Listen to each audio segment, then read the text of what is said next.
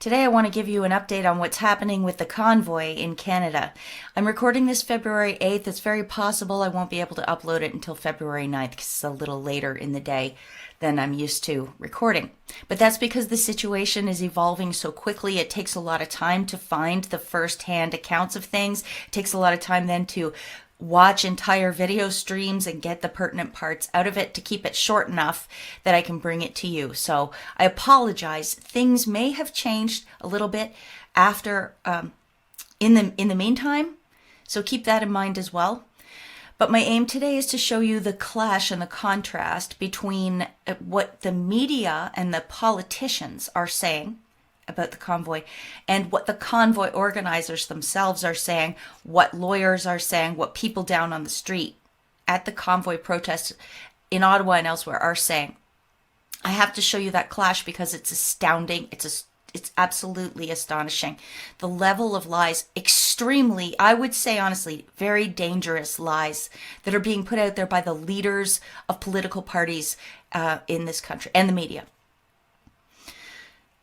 I want to hopefully soon show you all of the good humor and the love and the creativity of the people involved and the things going on with the convoy in Ottawa and elsewhere. It has spread all over the place. There's events popping up all over the place as, we hoped and as a lot of people predicted would happen. I would love to bring you all of those things, and perhaps I will do a video about all of that because there's lots to laugh about and it brings tears of joy to your eyes. But for today, I have to concentrate on the seriousness because I believe we're at a very, very serious moment in this. And it's actually, I think I'm a bit in denial even as I'm saying this. I think I'm a bit in denial, won't let it fully sink in of how serious the situation we have right now in Canada. The way I look at it is, the color revolution already happened in this country. It just didn't look like the Maidan Square. It didn't look like it looked like in Egypt or elsewhere.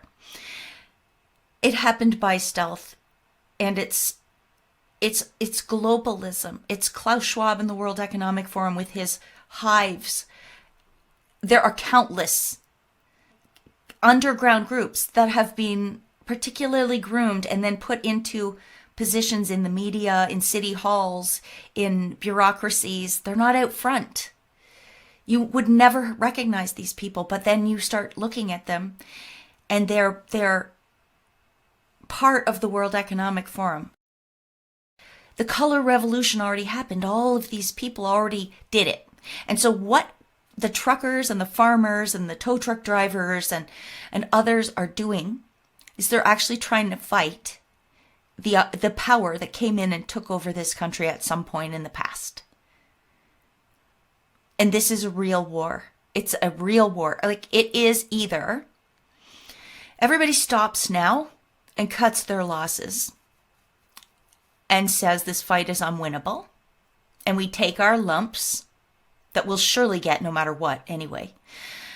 Or we grow up immediately, face how serious this moment is, face what really needs to be done, and we try to do it. Because just ending the mandates is not going to be good enough. If that happens without tons of resignations, without changes to the Public Health Act, and by that I mean eliminate all powers of public health, eliminate so much of the administrative state powers that go on in this country. They will just use all of this as a lesson on how to further control us in the future. That's where I think we're at, for real.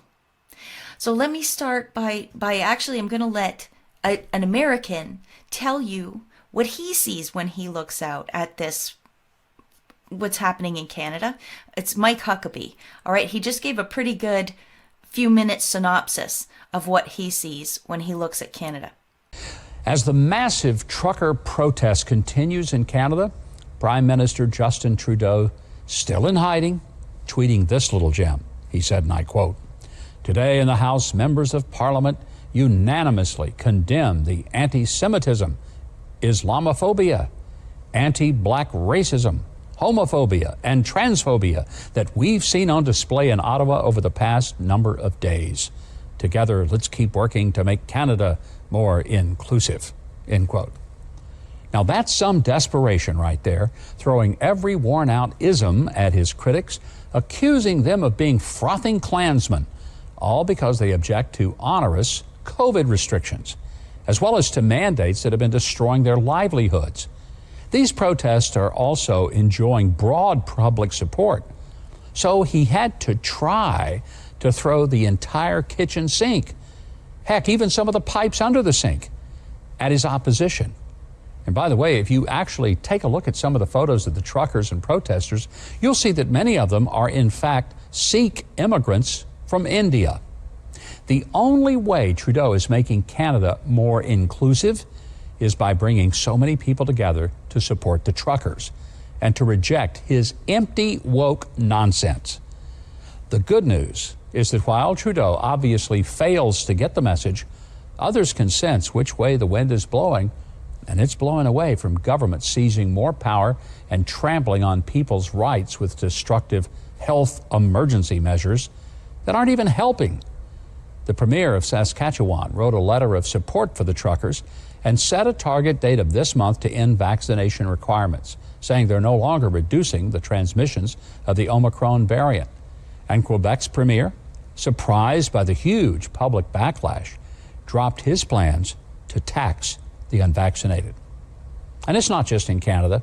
Freedom is breaking out all over as public backlash has grown against harsh COVID restrictions that have done very little, sometimes nothing, to actually reduce COVID deaths. Watching Trudeau spew all those empty isms and seeing that they no longer intimidate people into silence is one of the best pieces of news that Western civilization has seen in years.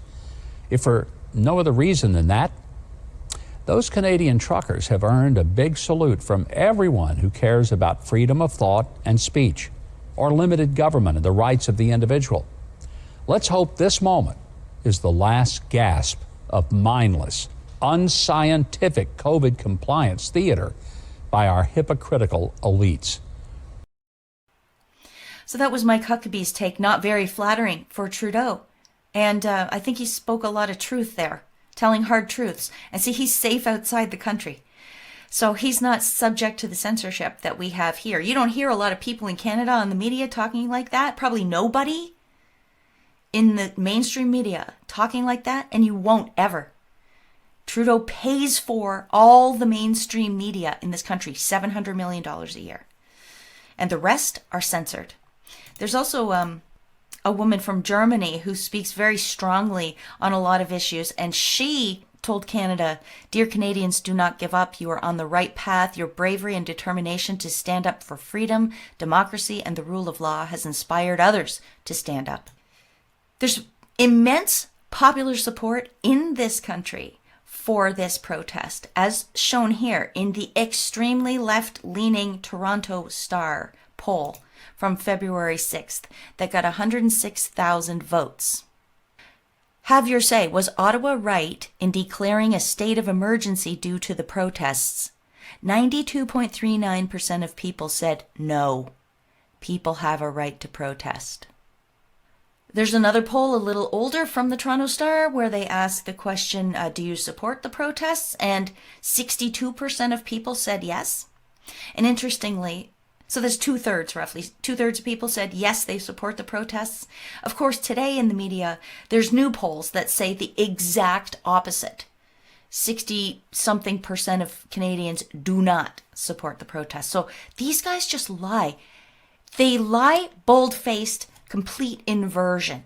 And I'm going to show you that happening right here. And this is so dangerous.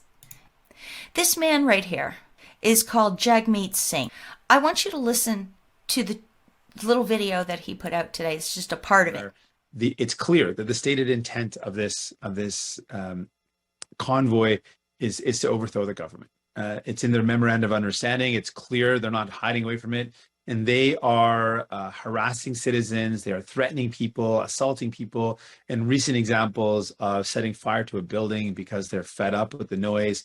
Is clear this is a violent and dangerous action that is causing really severe consequences to people. We also know in Coutts, the Coutts crossing, there are truckers that are stuck, Canadian truckers that cannot get across the border because of the convoy blocking truckers getting across the border, and these folks are in a really dire way.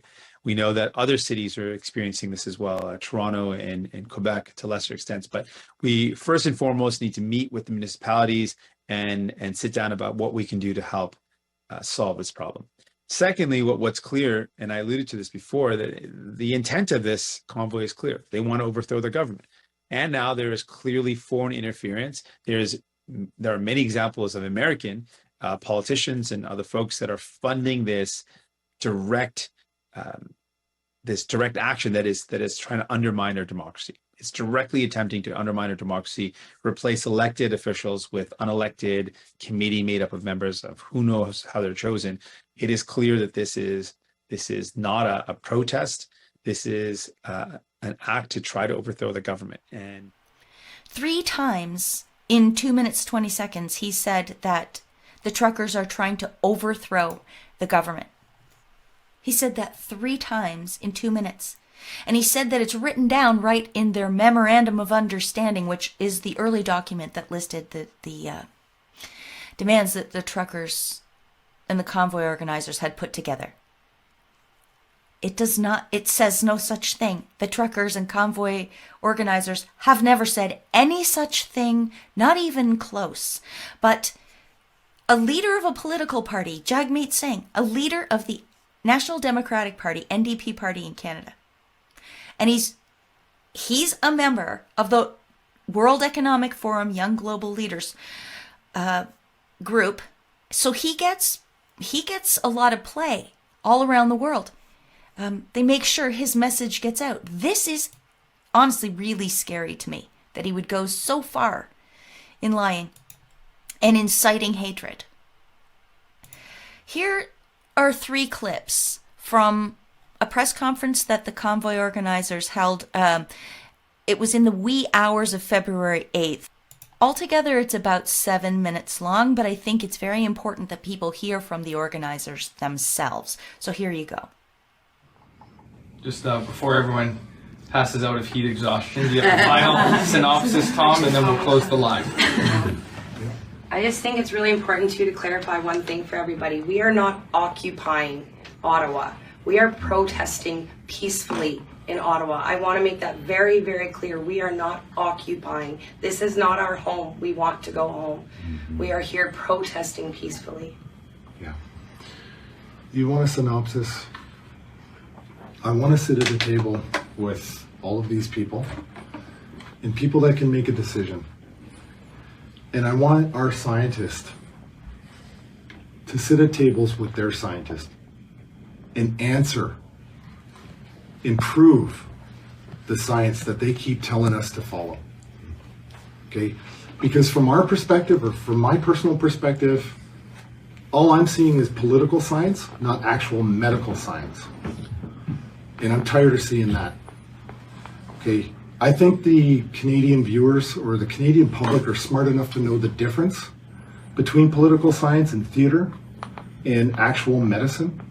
But the mainstream media keeps censoring.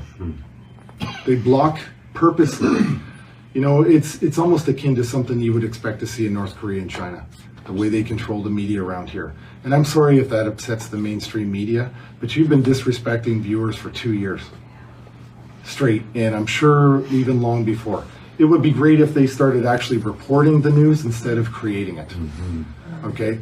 We have the scientists that want to sit down publicly and talk about these issues. We want to get the word out and tell the public. Let the public decide. Let the public hear both parties and let the public decide. Okay? Don't coerce them into getting a jab. Let them decide for themselves. You know, and from my limited understanding of the law and informed consent, but I always understood it to be a 2-part formula. Okay? I'll give you my consent when you give me the information. And since these long-term safety studies are not yet complete, the clinical trials are not yet complete, how can you give me the information? How can you give me the information for me to take a decision or to consent when I don't know the risks and when you're concealing the risks? I know they're concealing the risks. They know they're concealing the risks.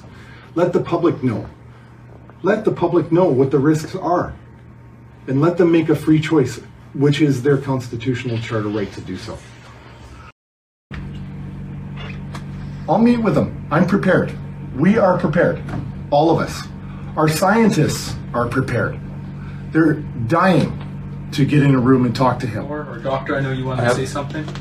Oh, well, I mean, if you're, look, I just wanted to say something that's very important that the Canadian people understand, which is that when you see Hodkinson or myself here, we don't represent just a small portion of doctors and scientists in Canada. I have literally thousands of emails and telephone calls from doctors across Canada and across the world, United States, particularly Ontario and rest of Canada, telling me, look, you guys, you Hodkinson, you Poness, you Alexander, you have been the brave ones and the courageous ones. But we stand behind you. We are fearful. We're going to be targeted by the government, by our colleges. We're going to lose our appointments and our income. So please, please don't keep quiet. You wage the battle. You stand behind the trucker. You give them the science that they need, because we know 100% of the science is behind the trucker. So you be our force and our tip today for us. And I wanted to share that. Okay? Let's get at a table, for God's sakes. Enough hiding. I'm willing to sit at a table with the Conservatives and the NDP and the Bloc as a coalition. I'll sit with the Governor General. You put us at the table with somebody that actually cares about Canada. You know, and a note on that, there's no more Mr. O'Toole. Okay? And he talked about an election today that Canada voted for vaccines. I'm sorry, there was no vaccine on any ballot that I saw. Okay? Nobody in this movement voted for vaccines to be forcibly coerced into their bodies. That's insanity. Okay? So I'll talk to any level of government that can actually get a decision done. Okay? Because I can see clearly, we can see clearly, the Liberals don't want to talk to us. We want to talk to them. We will talk to them. They are the official government of Canada. But can you just come and meet us at a table? Please. They want to be able to sit down and talk with people who can actually make decisions. It's no use for them to talk to middlemen or to the police. And as they said, it's no use to try to get their message out through the normal media, because the media have been covering up and lying and smearing for 2 years at least. But as he said, it goes back longer than that. It really does. They have scientists ready to talk, dying to talk. Look, there's all kinds of doctors, researchers, and scientists in this country, more than are just there. Dr. Hodkinson and Dr. Alexander are there representing with the convoy, but there's a lot more doctors and scientists in this country who have begged to sit down with the government to explain to them and to have an open, recorded, shared conversation about this, because it's too important. There's so many risks with the vaccines.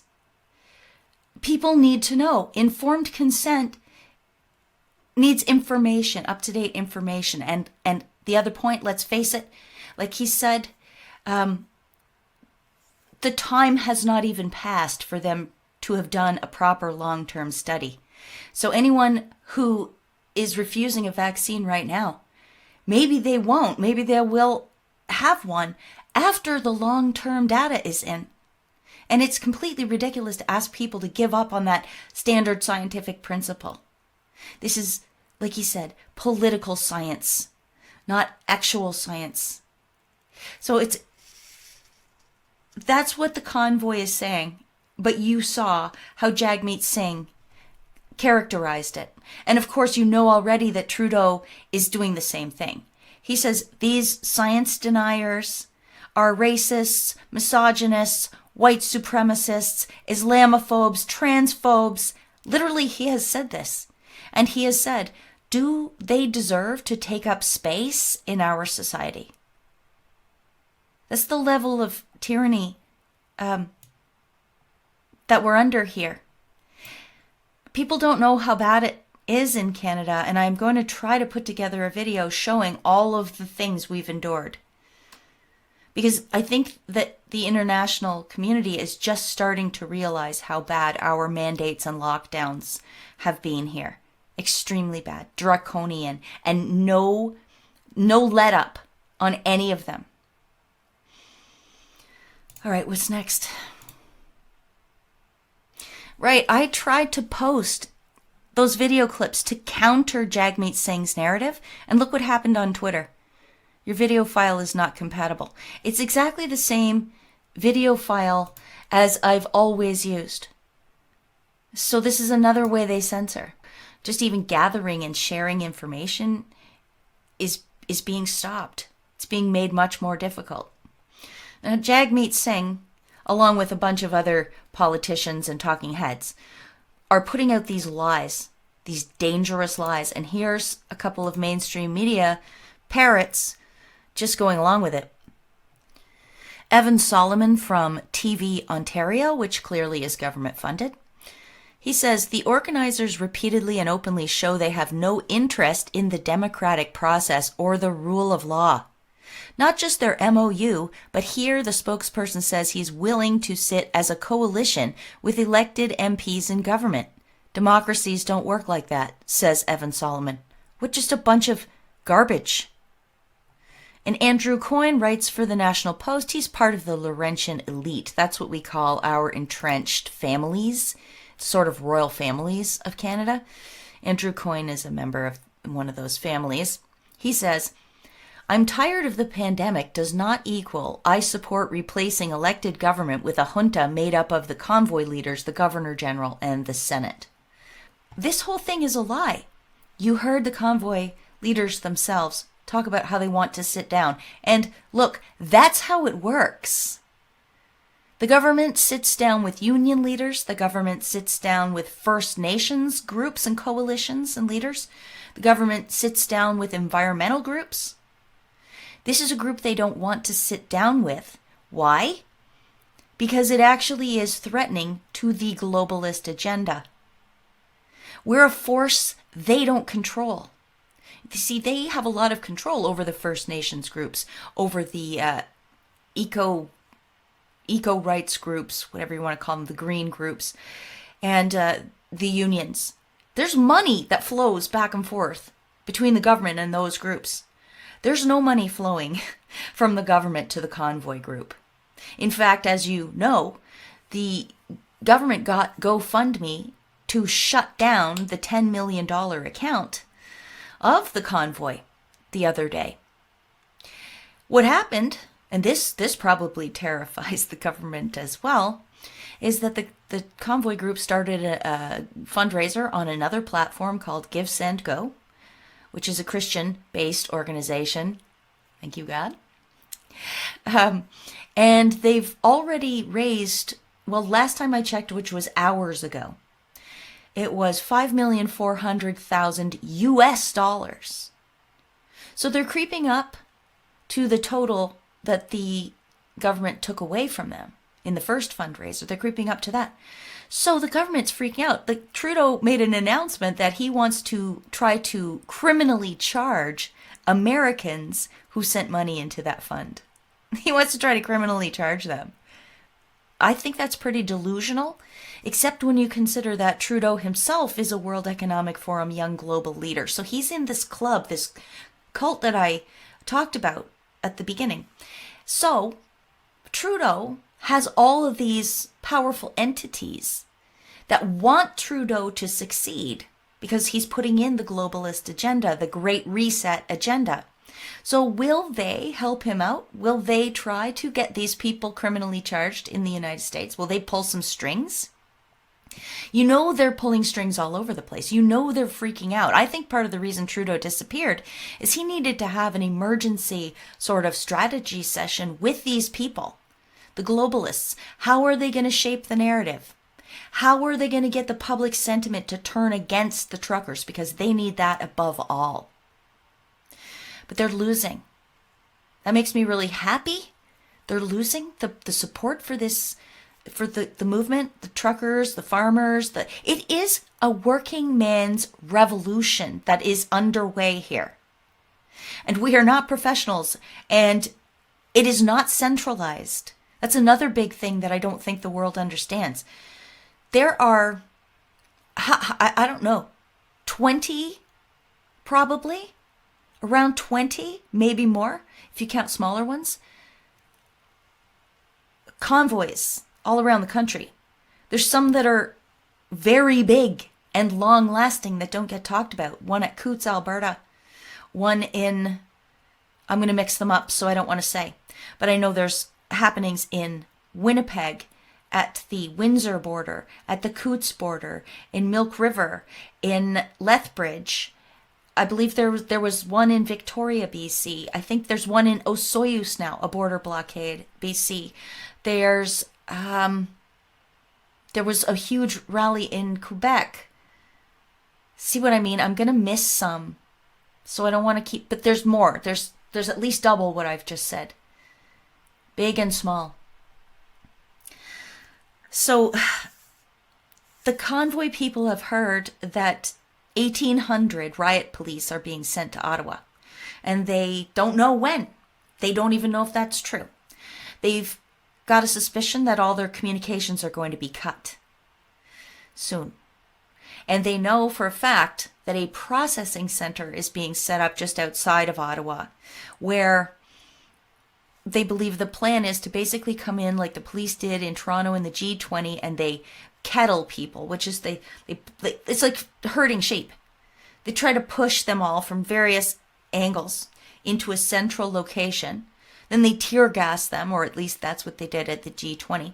And they throw them all into police vans and they haul them off to processing centers. And they think that might happen. I don't know why my screen just went dormant, sorry. So that's the latest. So far, as of when I started recording, the comms were still working and no riot police had arrived. But with the rhetoric being whipped up right now, they're also having an emergency debate right now in Parliament, where Justin Trudeau actually did show up, believe it or not. But he's just grandstanding and word salading and deflecting. He's saying basically what Trudeau does, and this has been the case for 6 years, is they go into the House of Commons, people ask him questions, and he gives the same answer over and over until people want to shoot themselves in the head. I cannot watch it. It's abusive. Our whole country has been under an abusive government for 5-6 years. 6 years. I don't remember when Trudeau first got in. 2015. 7 years? Oh my God, we're coming up on 7 years. And we're cracking under this strain. Now contrast what Trudeau says about the truckers. Racist, misogynist, we don't deserve to take up space, white supremacists, Islamophobes, we are hijacking democracy, we are blockading people's lives. He refuses to meet with them, he refuses to acknowledge them. Contrast that with what he said back in 2013 after the Boston bombing. If you recall, the Boston bombing was allegedly done by a guy called Dzhokhar Sharnev or something and his brother, and they were Islamic. Well, listen to what Trudeau said about that. You know, over the coming days, we have to look at the root causes. Now, we don't know now whether it was terrorism or a single crazy or a domestic issue or a foreign issue. I mean, all those questions. But there is no question that this happened because there is someone who feels completely excluded, completely at war with innocence, at war with a society. And our approach has to be, okay, where do those tensions come from? I mean, yes, we need to make sure that we're promoting security and we're, keeping our borders safe and monitoring the kinds of violent subgroups that happen around. But we also have to monitor and encourage people to not point fingers at each other and lay blame for personal ills or societal ills on a specific group, whether it be the West or the government or Bostonians or whatever it is. Because it's that idea of dividing humans against ourselves, of pointing out that they're not like us, and in order to achieve our political goals, we can kill innocents here. That's something that no society in the world that is healthy, regardless of ideology, will accept. Yes, there is a need for security and response and being proactive and making sure that we have information, but we also need to make sure that as we go forward, we don't emphasize a culture of fear and mistrust, because that ends up marginalizing even further people who are already feeling like they are enemies of society, rather than people who have hope for the future and faith that we can work together and succeed. What a tremendous hypocrite, isn't he? It's hard to believe. It's hard to believe. And he will not apply that, not even the slightest, to his own people, his own countrymen, who are legitimate, tax-paying, hard-working people in the millions supporting this across the country. But we're scum of the earth. He won't even speak to us. And as you saw, neither will the leader of the NDP, the National Democratic Party, the Socialist Party, supposedly champion of the working man. Traditionally, union members were NDP party members or voted NDP. It used to be a working person's party. It did. But of course, now we've just got World Economic Forum young global leader, pink turban, virtue signal addict, Jagmeet Singh at the head of that. It's just disgusting. And this is a deep, deep problem. This association with the World Economic Forum. I'm going to play you, I think it's a minute and a half of Klaus Schwab here. He's the leader of the World Economic Forum. He says verbatim that his organization has penetrated the cabinet of Canada. Listen. Actually, this notion to integrate young leaders is part of the World Economic Forum since many years. And I have to say, when I mention now names like Mrs. Merkel, even Vladimir Putin and so on, they all have been young global leaders of the World Economic Forum. Mm-hmm. But what we are very proud of now is the young generation, like Prime Minister Trudeau, President of Argentina and so on, is that we penetrate the cabinets.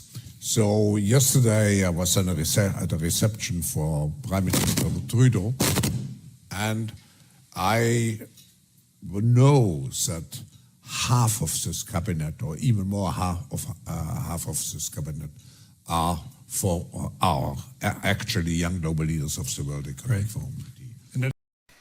More than half, he said. More than half of Trudeau's cabinet. And finally, would you be shocked to learn that the mayor of Ottawa is also involved with the World Economic Forum? World Economic Forum Shape North America, Jim Watson, mayor of Ottawa. That's back in 2017. You see why these government leaders will not talk to our people? Because it's not about nationalism, it's about globalism. Listen to just another quick clip from Klaus. We, in addition to the young global leaders, we have now the global shapers in 450 cities around the world. When I have a group of global shapers in the room and then ask them, are you thinking in global terms or in national terms? The majority would say in global terms. So yes, it's a global agenda. It's a global agenda to fundamentally rip apart the economy, the society, the culture, the legal system, the education system, and the healthcare system. This is what they want. They're destroying it because they want to bring in a new one, all based on super high tech, like nano QR codes, the Internet of Things, and much more that's even creepier than that. That's what they're trying to do to Canada right now. And it's not the truckers that are trying to wreck it. Contrary to some paranoiacs out there who say, you guys are walking into a trap. We are in the trap. We're in the trap. We're fighting to get out of the trap of the World Economic Forum, who totally has devastated the social fabric and healthcare system and education system of this country. We need to end it now before our children are permanently damaged. This might be possibly getting a little long, but I am not the only person saying that this cannot end at the mandates, that we need to go deeper, that we can't let up pressure, even if they end the mandates. We can't let up pressure. We've got some control right now. We must not relinquish it. And we must use the art of negotiation to ask for the moon, so that perhaps by the time we compromise, we get what we want. We get most of it anyway, all the important things. Because if we fail to get the important things, they will just crush us for the rest of our lives.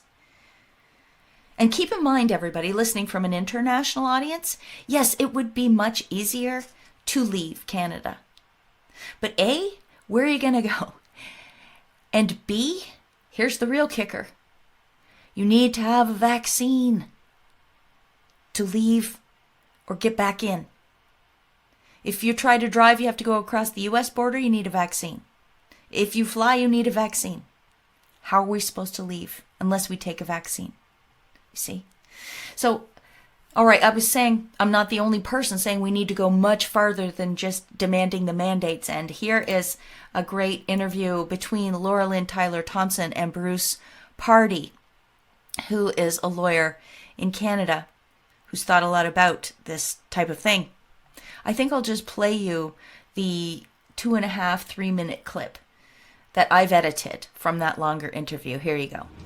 One outcome that we'd like to see here is to get rid of the vaccine mandates and all the other COVID rules, of course. And that would be a huge victory.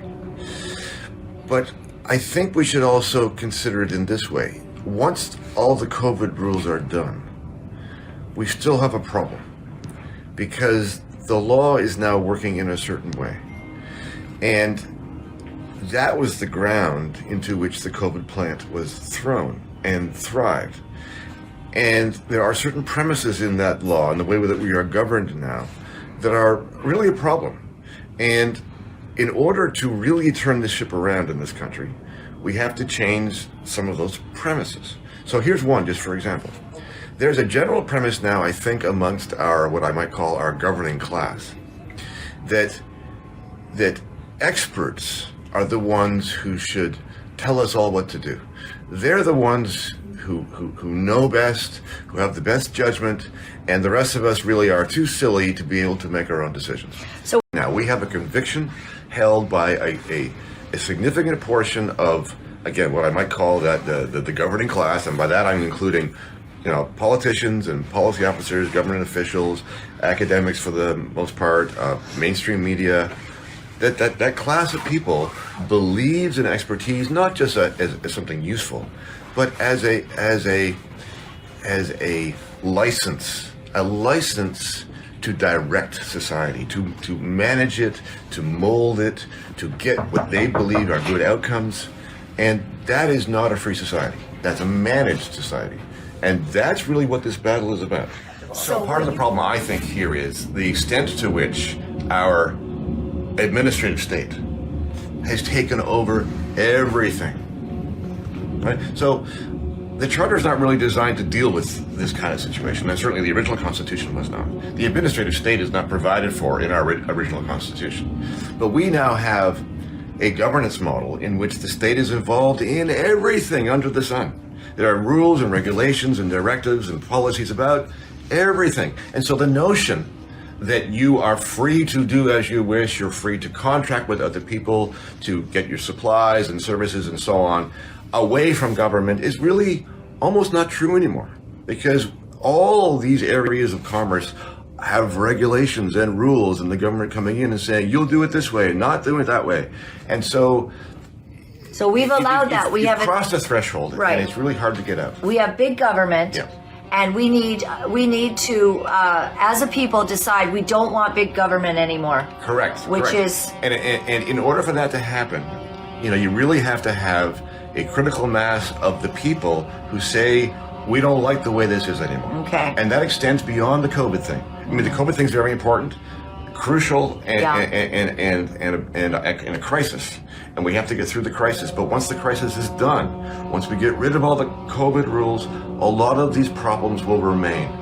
And people have to keep their attention on them and don't just think that we got rid of the problem, because we got rid of the symptom, but the problem is still there. Wow. And that's a heavy pill to swallow, if you ask me, because this is the fight of our lives, and we want to see this done, and then we're going to be rejoicing and feeling like we've had a real victory. But the problem we have in Canada is, whether Trudeau's here or not, you've got the next, crazy liberal lined up. I agree with him. The administrative state in Canada is out of control, and it's extremely sprawling, and they are interfering in every aspect. They're micromanaging every aspect of our lives. So the foundation upon which the mandates were built needs to be blown sky high. We can't have it anymore. They will just keep doing this forever. Boot on our neck. The powers that be are panicking. They are becoming dangerous. And we are at an inflection point. We must realize the choice we are facing. Either give up now and cut losses, or we engage more fully. We get smarter, both with the messaging and the tactics. I mean, we're never going to get put on mainstream media in Canada.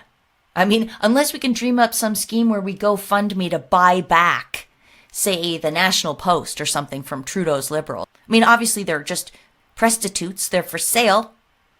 We need to find alternate ways of communication because, as I've said for a million weeks now, the smartphones are their tools. It's actually the establishment tools. They've been letting us play with them for a while, but they're going to take them away. And if you haven't already figured out alternative ways to communicate, you're screwed. Take a lesson from revolutionaries of the past and spread out and decentralize. We're doing a really good job of that. But could we do a better job of it? Say, I don't know, here's an idea. Why don't people go blockade that processing center that they're setting up in Lansdowne outside of Ottawa? Why don't the truckers, I don't know if this is a good idea or not. I'm just spitballing here, okay? Just spitballing. Could some of the trucks not leave Ottawa proper and go to do roving things, or set up ones in cities you haven't gotten to yet? Like, for example, I live in Kingston. We have a major choke point. It's called the LaSalle Causeway. That'd be really easy to block and very hard to move you from. Very hard. I mean, get a map, look at the geography. So I'm just spitballing here.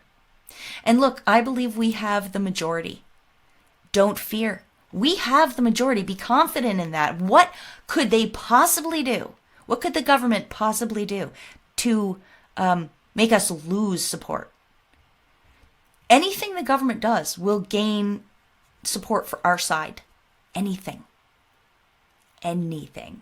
They're trapped, and they're scared, and they're acting like scared, trapped animals, in my opinion. All right, what was the last note? We must win, and we can win. If we lose, we've really, truly lost. Social credit system brought in more control. GoFundMe, what happened with the GoFundMe fundraiser really shows the danger of it.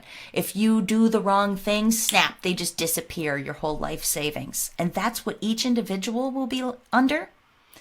If we go into the Great Reset, if we let the World Economic Forum dictate the way our country is run. That's what they want for every person. Only digital currency. And if you do the wrong thing, you're out. They turn your access off. I know I said I'll save fun things for later, but I just want to show you examples of some nice stuff happening before I close. The police had said that bringing jerry cans into Ottawa, jerry cans of fuel, to the truckers was illegal, and they would arrest anybody they saw with one. So what did people do? This was one of the most wonderful things I've ever seen. Hundreds of people brought empty jerry cans or jerry cans full of water and just walked around with them in Ottawa. They just walked around with them, confusing the police and making it almost impossible for them to catch anybody. I love it. And here's something from today, February 8th. Ottawa's city manager says tow truck companies on contract with the city are refusing to move the big rigs that have gridlocked downtown for a second week in a row. I mean, that's awesome. And yeah, it's interesting what's going on there.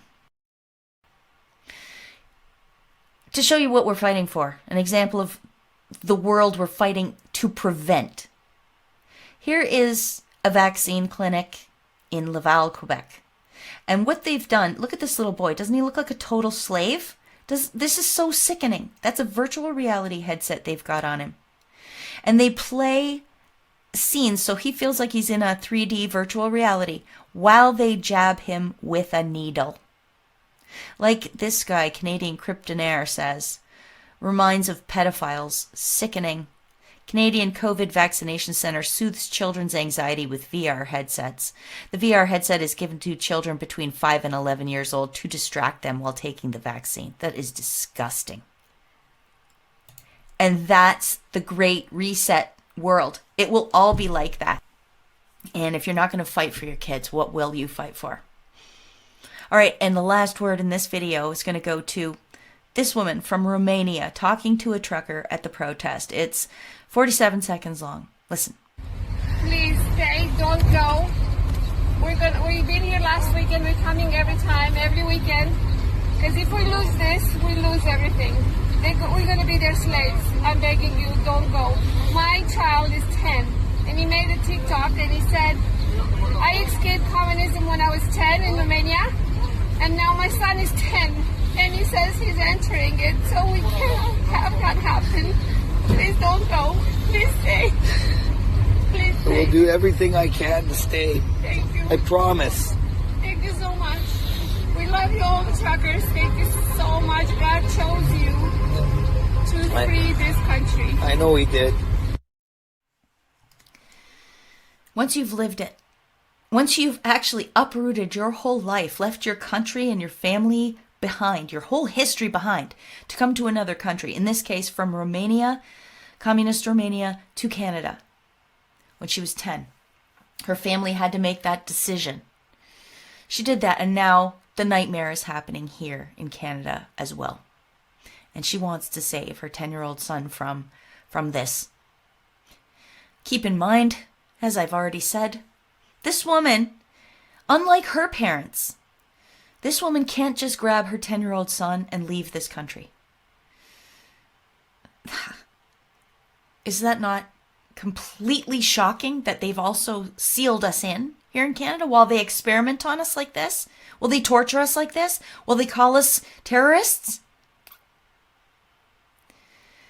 Will they make plans? The cops make plans to kettle their fellow Canadians who are just fighting for their freedom, fighting for the cops' freedom as well as their own? Listen, police, media, there's a war on. And you could sit back and say, I'm too scared to give up my job during a war. That's precisely why I have to be more obedient. It's precisely why you have to stop now. Be on the side of the people now. Because you really think that you're going to have a comfortable life after this, either way? It's not possible. Fight with us. Join us. All of you, military, media, police, doctors, firefighters, government workers who aren't part of the little cult in the World Economic Forum. Leak documents, join the protests, subvert whatever processes are going on behind the scenes that are anti-freedom. Do whatever you can, but do it now. And that, my friends, is all I have for you today. But this is a very serious situation, fast moving. And I'm just praying every night, praying like crazy, that the right outcome happens. Thanks for being here, everybody. If you'd like to support more reports like this, you can send me a gift through amazingpolly.net. Also, there's lots of articles and videos posted there. As I find them, we add them so you can find out more about protests. See the full-length videos that I've included here, some of them anyway. So amazingpolly.net, where you can do all that fun stuff, or send me a contribution, send me a letter. Thank you to everybody who has. I so appreciate it. Thank you all for being here, for listening, and until next time, like, subscribe, comment. Peace out.